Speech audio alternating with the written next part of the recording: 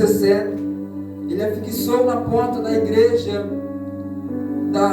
católica de Wittenberg. Nós vimos que a história do pentecostalismo diz que quando Martinho Lutero ele coloca essa reforma protestante grudado na porta da igreja de Wittenberg, na Alemanha, a história diz que ele estava querendo retornar novamente às doutrinas do Evangelho de Cristo. Ele estava querendo retornar aquilo que os apóstolos haviam pregado na igreja primitiva. E nós vimos que ele coloca as suas 95 teses contra a doutrina da venda de indulgências, que era o pagamento pelo perdão dos pecados. E nós vimos que ele não estava criando uma nova igreja, ele não estava fundando uma nova religião. Quando Martinho Lutero, a história diz que pregou na porta da igreja de Wittenberg, era um retorno para a doutrina de Cristo, era um retorno para as doutrinas do Evangelho, aquilo que os apóstolos haviam pregado na igreja primitiva, era um retorno às doutrinas pregadas pelos apóstolos. E nós vimos que essa viagem de seu estado principal, primordial, diz que demorou 300 anos para que ela pudesse ser concretizada. E aí nós vimos que ninguém pensa que uma reforma ela é feita do dia para a noite. Não. Existe um tempo, existe um período, existe um processo para que a reforma ela possa ser concretizada. Demorou 300 anos para ser concluída. E nós vimos que ela também teve o seu ápice no momento chamado movimento pentecostal. E nós vimos que foi no Pentecoste que a igreja nasceu, e foi para o Pentecoste que a igreja voltou. Numa vigília, a história diz, na virada do século XIX para o século XX, realizada no Instituto Teológico de Charles Parham, diz que em 31 de dezembro de 1899, uma irmã chamada Agnes Osman estava acontecendo a vigília, e a história diz que ela parou aquele culto de vigília e pediu para que os irmãos que ali estavam impusessem as mãos sobre ela, para que ela fosse cheia do Espírito Santo. E a Bíblia diz que a história do pentecostalismo na América diz que a essa altura já havia um consenso entre os teólogos advindos, da Grã-Bretanha.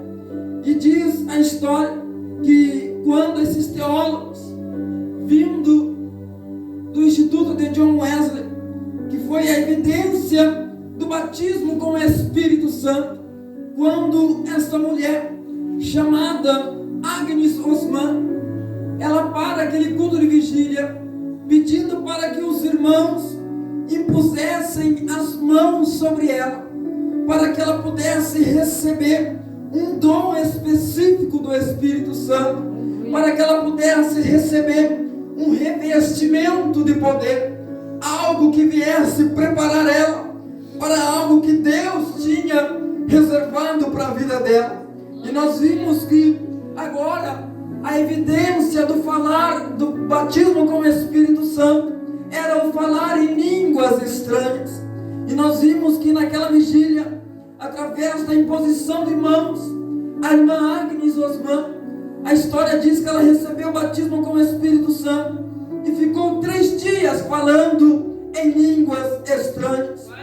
Durante 3 dias ela não conseguiu falar nenhuma língua americana, a não ser, ela apenas falava línguas espirituais.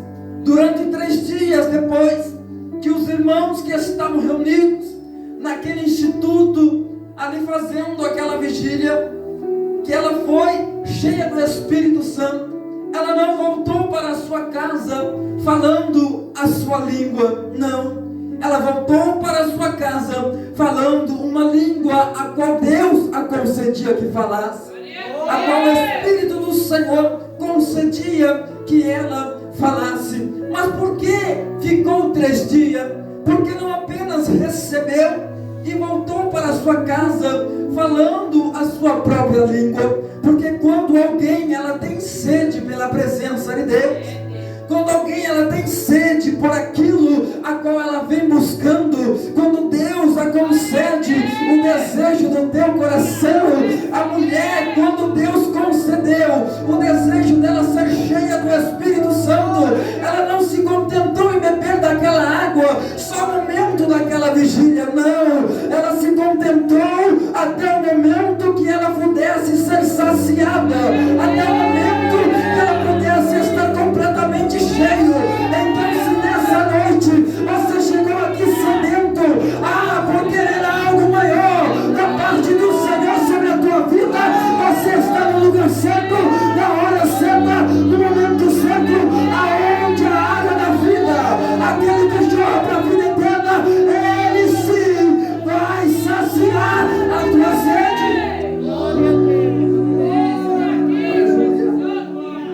Você tem sede por essa presença nessa noite?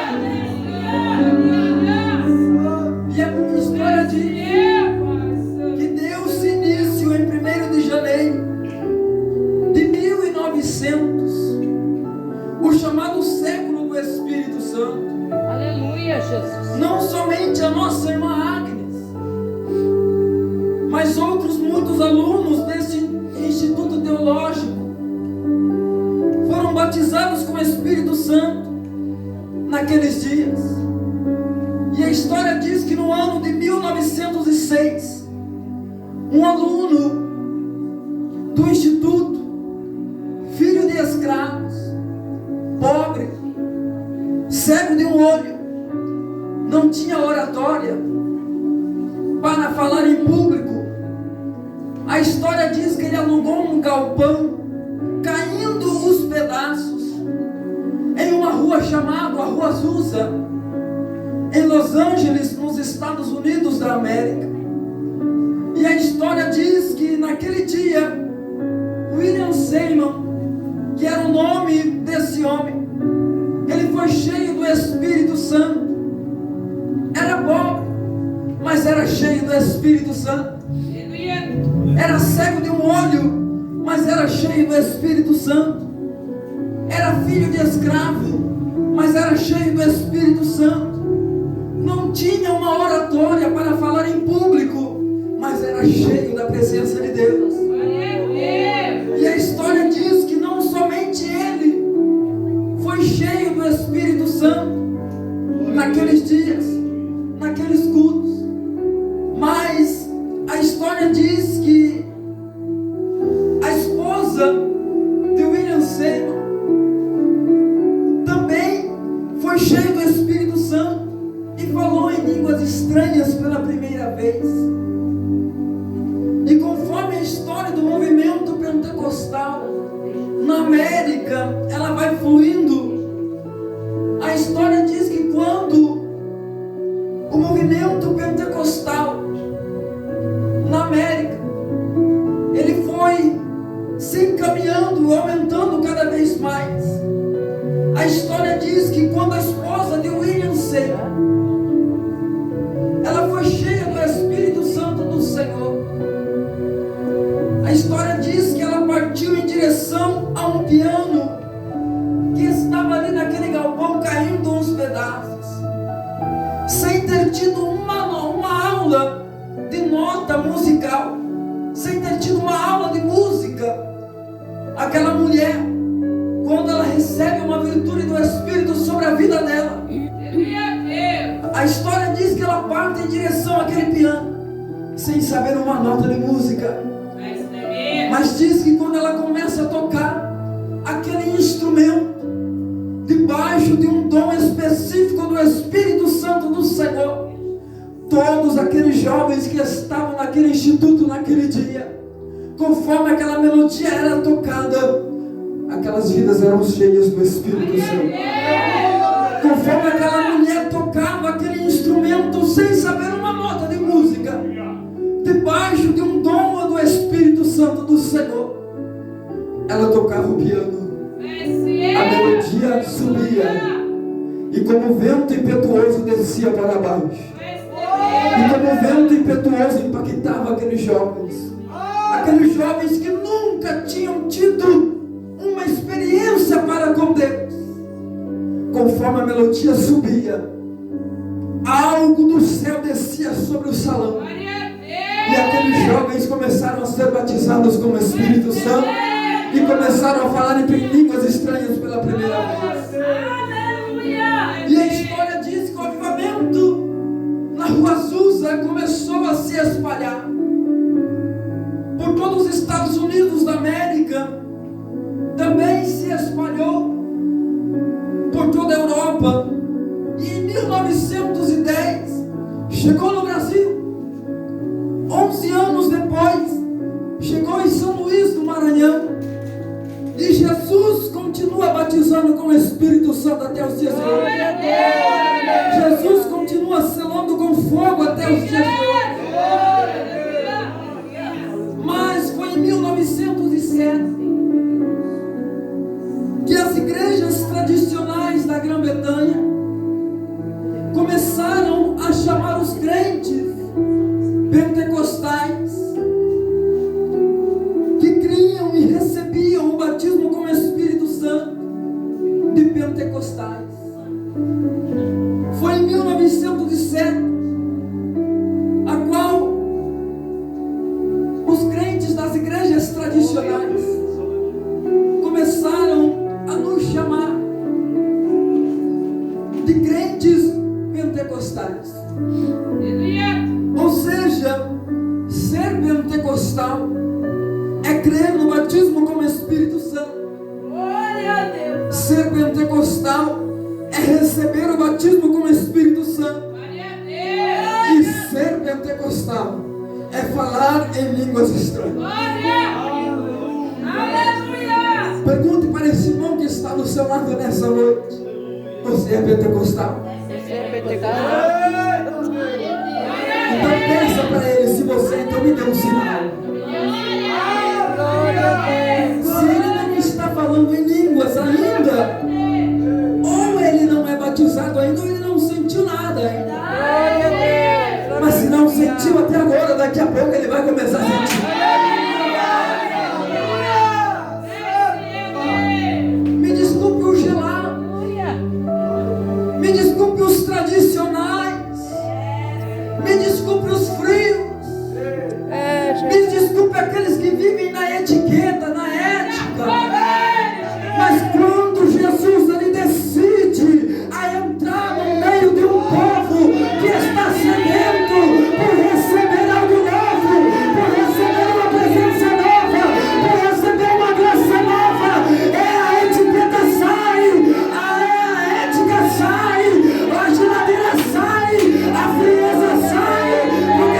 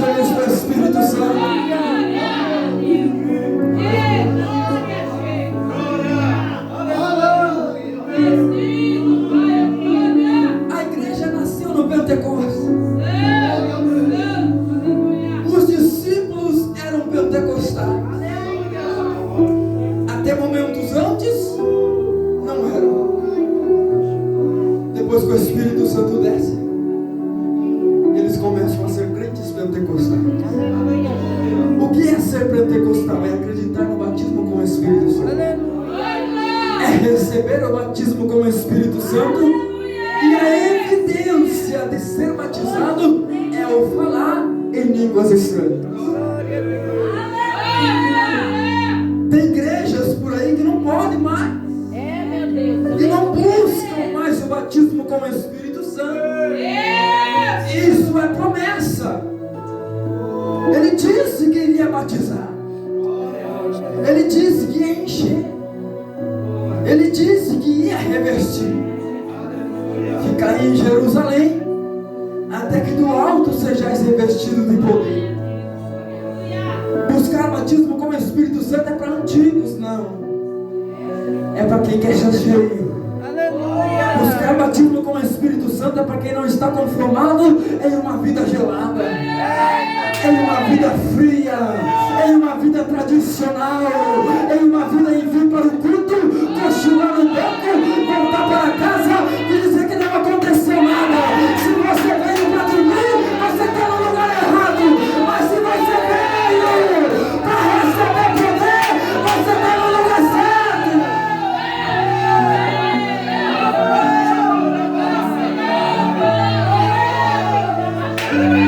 Os discípulos eram pentecostais e aqui também tem um povo.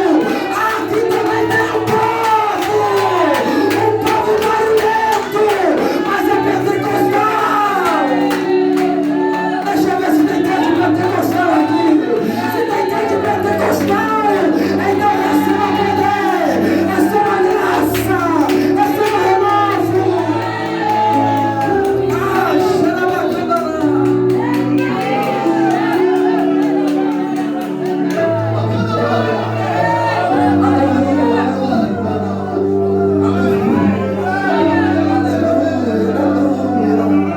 Esse negócio vai balançar hoje. Jesus vai balançar esse bairro hoje. Jesus vai balançar essa igreja hoje.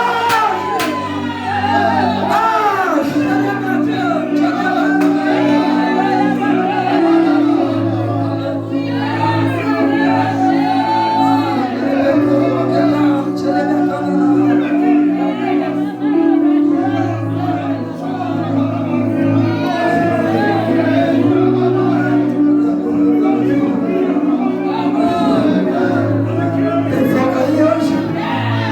Cutuca a pessoa do seu lado e veja se está pegando fogo aí. Mas se está pegando fogo aí nessa noite.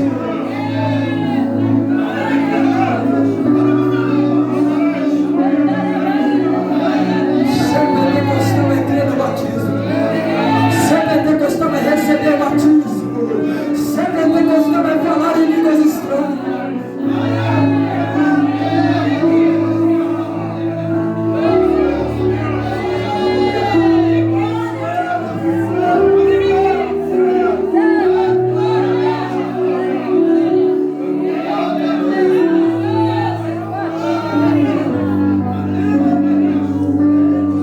A Bíblia diz que os sinais seguirão aos que creem. Eu não preciso correr atrás do sinal, não. É Ele que me acompanha. Porque aonde eu tenho que chegar, ali Jesus chega junto. Aonde eu entro, Jesus entra junto. Se tem alguém enfermo ou endemoniado, aonde um crente pentecostal ele chega, ele traz diferença. O mesmo que batizou os apóstolos, batizou a mim, batizou você e continua batizando até hoje. E se você ainda não é batizado, bata no peito e diz: hoje é o que eu saio daqui batizado.